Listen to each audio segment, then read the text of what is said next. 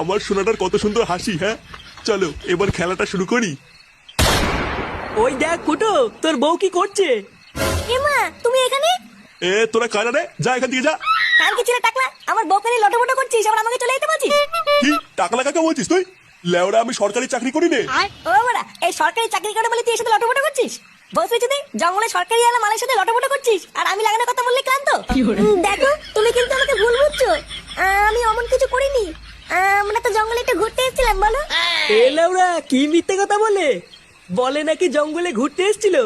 ভোদা আমরা 5 মিনিট দেরি করে আসলে লাগিয়ে দিত, আবার বলে ঘুরতে এসেছিল।